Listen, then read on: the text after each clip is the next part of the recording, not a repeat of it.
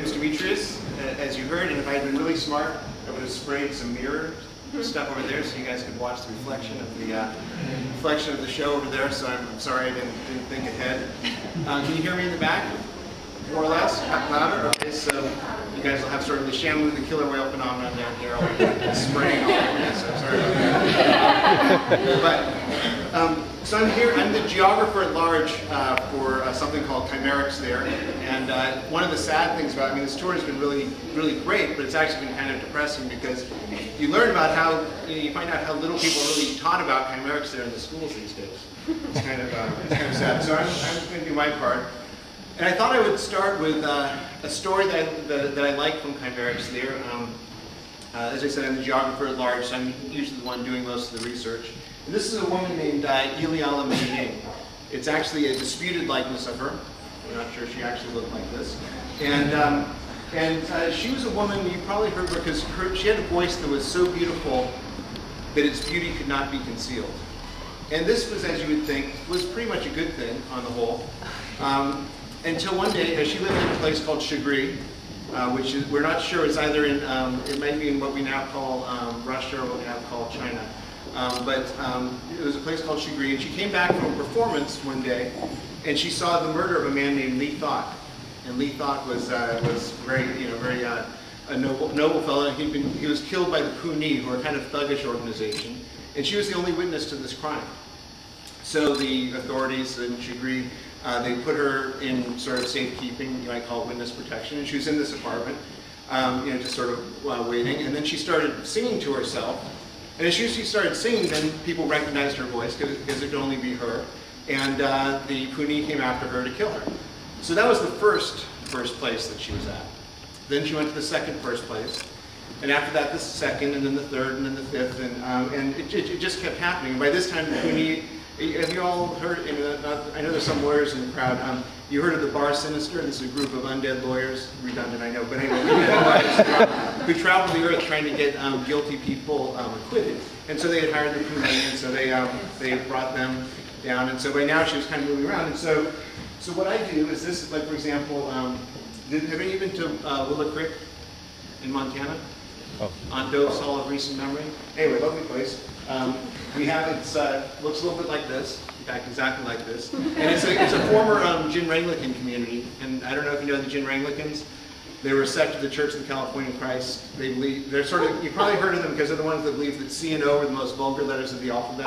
So they took them out of their language. So anyway, I don't have time to go into that whole thing. But in Willow Creek, she went to we were able to install a plaque that honored where she was there. And it'll be a little hard for you to read, so I'm going to cheat and use the screen you can actually read from and say, after being discovered at her 34th place of hiding, Ileala Meiying, she of the voice whose beauty cannot be concealed and sole witness to the murder of Li Thot, came here to Willow Creek, her next and 55th home.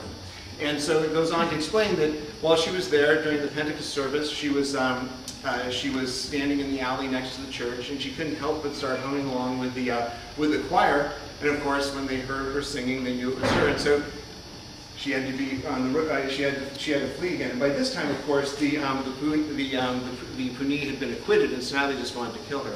This is actually another disputed likeness of her. This is one that was recorded in what we would call Australia. Anyway, she went to this place in what we would call northern Scotland, and she thought this was finally the best place possible because she was standing by she felt like she went, a lot of you been to Scotland?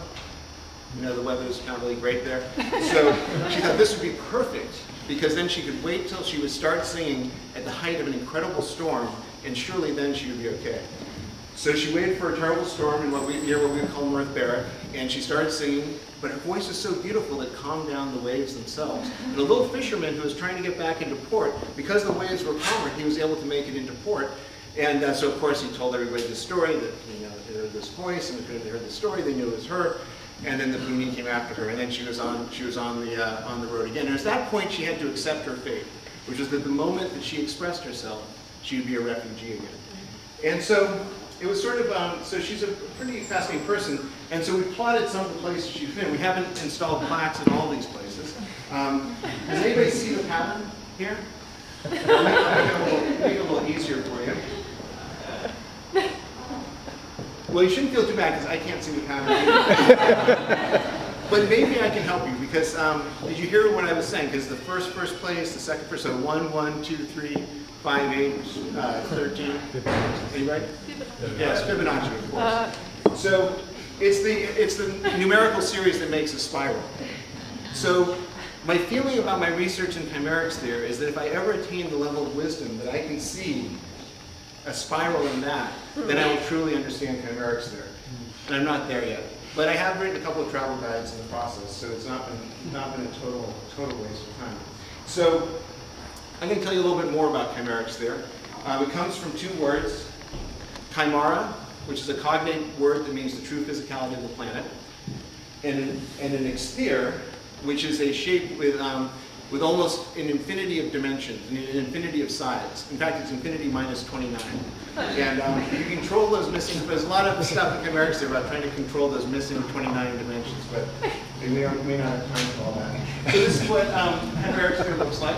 And you can see the regions of it. You know, some of them kind of align with our land, and some of them not so much. And I go around the world installing bronze plaques that honor events. This is the land of the Wares, and what we would call linear Cleveland. And these are very Wares are very interesting creatures. They are creatures without metabolism, so they're a little bit difficult to detect, but they make some amazing sort of accretions, a little bit like coral.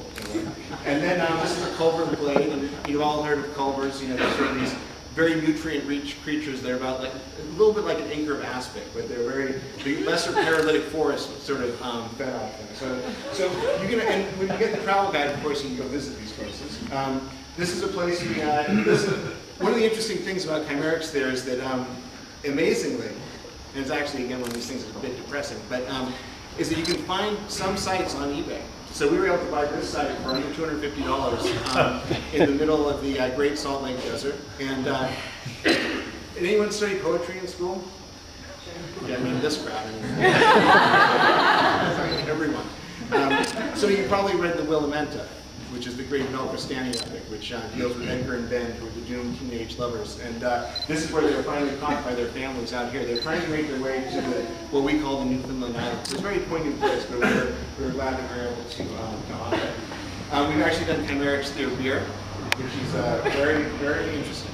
Very, very interesting. And that was in what we call Grand Rapids. We've done chimerics through bus tours of London, which was quite a treat. So you know, there's a lot to do. This is a site.